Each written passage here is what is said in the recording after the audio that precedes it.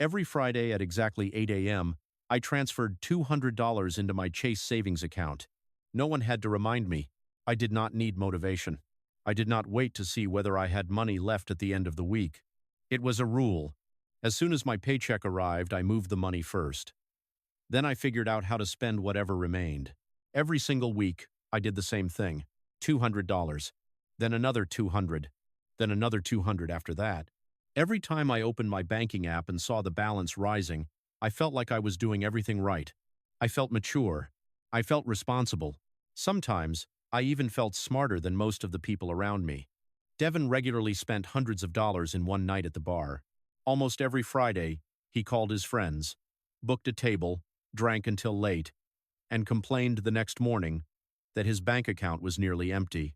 Renata was always traveling. Cabo, Miami, Las Vegas. Every time I opened Instagram, I saw her standing in front of a beach, a luxury hotel, or an expensive restaurant. I looked at them and thought, keep spending. One day, you are going to regret it. I am the one building a future. I truly believed that. I assumed that if I kept saving consistently, sooner or later I would become wealthy. As long as the number in my account kept going up, I believed I was making progress. But there was one question I had never asked myself. How quickly was that money actually growing? What was it doing inside that account? Was it creating more money for me? Or was it simply sitting there? For a long time, I thought saving and investing were basically the same thing. You earn money. You do not spend all of it. You keep some of it. That must be good. But that was a very basic misunderstanding. Saving means preserving money. Investing means placing money into assets that have the potential to grow. Those are not the same thing. Money does not automatically become a productive asset just because you refuse to spend it. And a rising bank balance does not necessarily mean your purchasing power is increasing. But at the time, I did not understand that. All I knew was that I was doing something that looked disciplined, and people become very proud of themselves when they believe they are more disciplined than everyone else. I did not buy expensive clothes. I did not replace my phone every year. I did not take constant vacations. I did not eat at fancy restaurants. I saved. And because I saved, I assumed I understood money. That is a dangerous trap.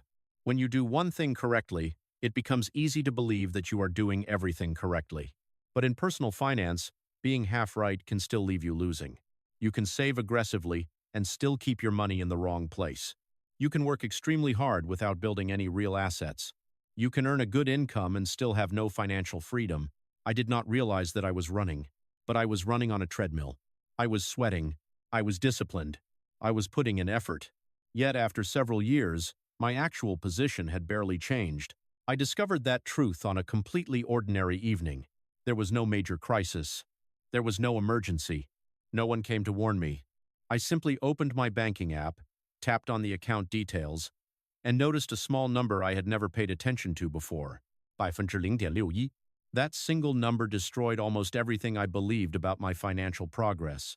The line on the screen said, APY 0,61%. I knew APY meant annual percentage yield, but honestly, I had never stopped to think about what that rate actually meant. At first, 0.61% did not sound terrible. The bank was still paying me interest. My balance was still increasing, but I wanted to know how quickly it was increasing. That was when I discovered a simple formula called the Rule of 72. The formula is incredibly easy. You divide 72 by your annual rate of return. The result gives you an approximate number of years required for your money to double. I opened the calculator. I typed 72 divided by 0.61. The answer was approximately 118. I stared at the number for several seconds. Then I calculated it again. The result was still 118. At an annual interest rate of 0.61%, the money in my savings account would need roughly 118 years to double. 118 years. If I deposited $10,000 into that account, I would have to wait more than a century for it to become approximately $20,000. I was not going to live another 118 years. My children might not even live long enough to see that doubling cycle completed. That was the moment I understood a brutal truth. My money was not really working. It was simply sitting there. It was like paying an employee who spent the entire day staring at the clock. I kept testing other numbers. What would happen if I moved the money into a high-yield online savings account paying 4% per year? 72 divided by 4 equals 18. That means it would take approximately 18 years for the money to double. Clearly, that was much better than 118 years, but 18 years was still a very long time. Then I tried an assumed average return of 10%. 72 divided by 10 equals 7.2. That meant the money could double in roughly 7.2 years. That number shocked me. 118 years. 18 years. 7.2 years. It was the same money, but simply placing it in different locations created completely different growth rates. Imagine that I started with $10,000. If it doubled in approximately 7.2 years, it could become $20,000. After another cycle, it could become $40,000. Then $80. Then $160. That was when I finally understood why investors view time differently from people who only save. A saver looks at how much money has been deposited. An investor looks at how many doubling cycles that money may still have ahead of it. I thought about Caleb, one of my coworkers.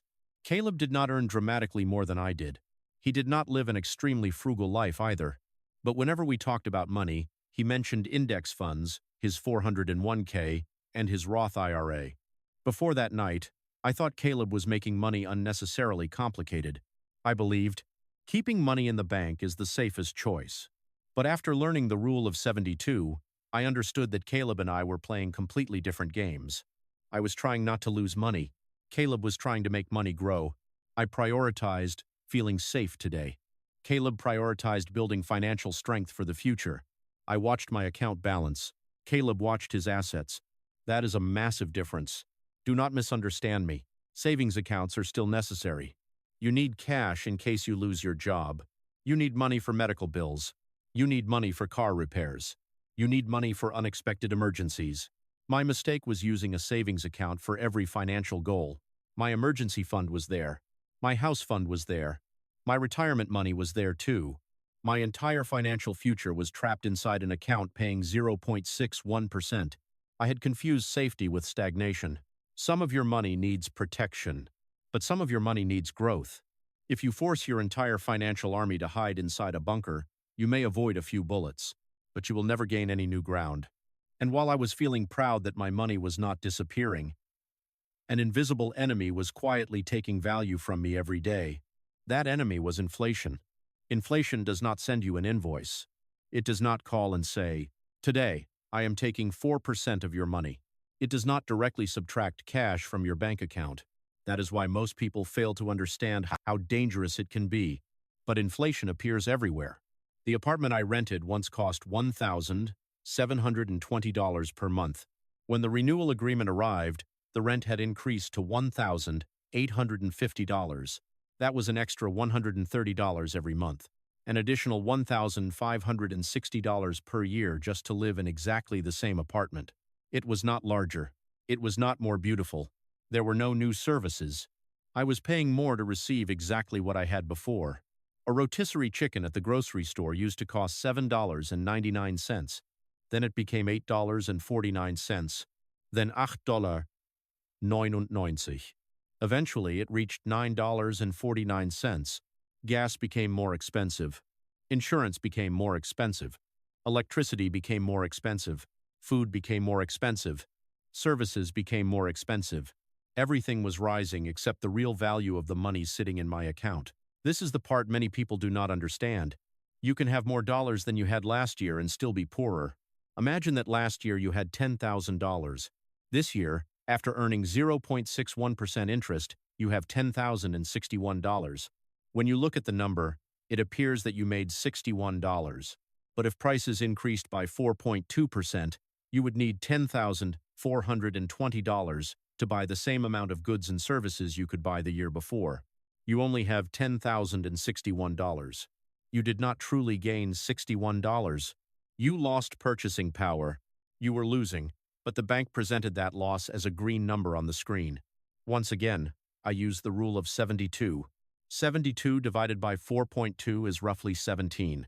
At an average inflation rate of 4.2%, the purchasing power of money could be cut in half in approximately 17 years. Think about that. $100,000 today could eventually buy only what approximately $50,000 buys now. If your money grows at 0.61% while your cost of living rises by 4.2%, the difference between those two rates represents the value you are gradually losing. That was when I realized I was not standing still. I was moving backward. In finance, standing still is an illusion. Either your money grows faster than your living costs, or your purchasing power declines. There is no neutral zone. I used to think cash had no risk, but cash has risk too. Its greatest risk is the slow destruction of purchasing power over time. Of course, investing also carries risk. Markets can decline. Stock prices can fluctuate. Some years produce gains. Some years produce losses. But avoiding all price volatility does not mean avoiding all risk. It only means exchanging one visible risk for another that is much harder to notice. Financially weak people often fear an asset falling in value for several months, but they do not fear their purchasing power falling for several decades. That is because one appears as a red number on a screen. The other happens so slowly that they barely notice it. I started reconsidering everything about the way I managed money. I realized that saving was my defense. Investing was my offense. An emergency fund protected me from being destroyed by a sudden crisis. Investing gave me the opportunity to build a stronger future. I needed both. This was not a choice between one or the other. I still needed enough cash to cover several months of living expenses, but once my emergency fund was fully built, the money intended for long-term goals needed an opportunity to grow. I could not allow fear to trap every dollar inside a low-interest bank account. Fear is not a strategy. Refusing to learn because you are afraid is weakness. And as I continued learning, I discovered that I had wasted something even more valuable than money. I had wasted time. When I reviewed my company benefits, I discovered something that made me feel incredibly foolish. My employer offered a matching contribution to my 401k. That meant when I contributed part of my salary to my retirement account, the company would contribute additional money up to a certain limit. In simple terms, it was almost like free money, and I had not taken it. Why? Because I had been too lazy to understand it. I assumed a 401k was too complicated. I told myself I could deal with it later. I believed I needed to earn more money before I could start investing. For years, I had voluntarily rejected part of my compensation because I kept delaying the decision. That was the most painful realization. I had not only lost the employer contributions, I had also lost all the future growth those contributions might have generated. A dollar you failed to invest at age 26 is not merely one missing dollar. After decades of compounding, it could represent many future dollars. I began comparing two different situations. The first person starts investing at age 26. That person contributes $350 every month. Assume an average long-term annual return of approximately 10%. By age 65, the account could potentially grow to more than $1.8 million. The second person waits until age 34. That person attempts to compensate for the lost time by investing $550 every month. That is $200 more every single month. Yet by age 65, the account may still reach only a little more than $1 million, depending on the return assumptions and contribution timing. The late starter contributes more money, but the early starter still wins. Not because the early starter is smarter, not because the early starter earns more. The early starter wins because the money has more time to grow. That is the power of compound growth. At first, the returns appear unimpressive. If you have $1,000 and earn 10%, you gain only $100. That does not seem extraordinary.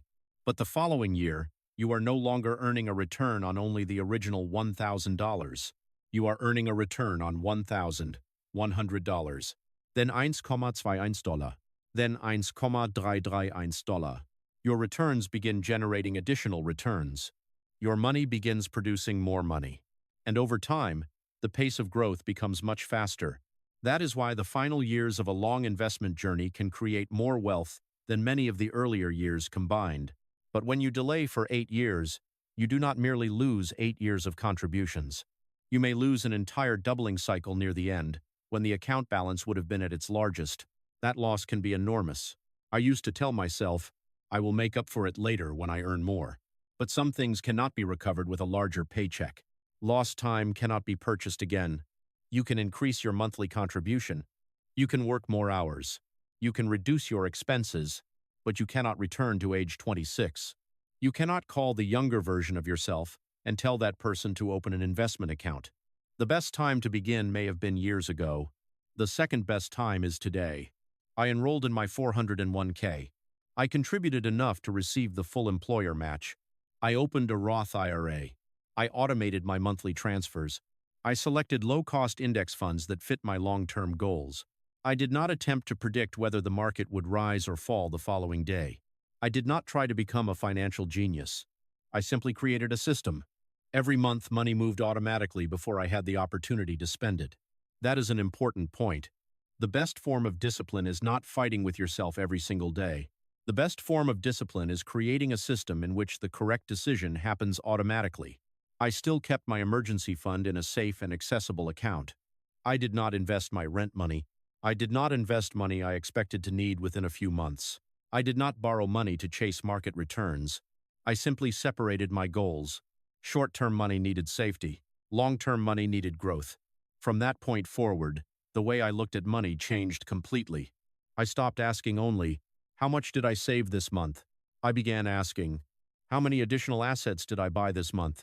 How much am I paying in fees? How many years does my money still have to grow? Am I receiving the full employer match? And most importantly, how many doubling cycles do I have left before retirement? That is how an investor thinks about time. In the past, when I imagined wealth, I thought about things I could buy. A large house, a Porsche, long vacations, expensive restaurants. But after learning about assets, returns, and compound growth, I began defining wealth differently. Wealth is not about how much money you can spend. Wealth is about how many productive assets are working for you. Imagine that you own an investment portfolio worth $1 million. If that portfolio produces a nominal return of 10% in 1 year, the increase would be approximately $100,000.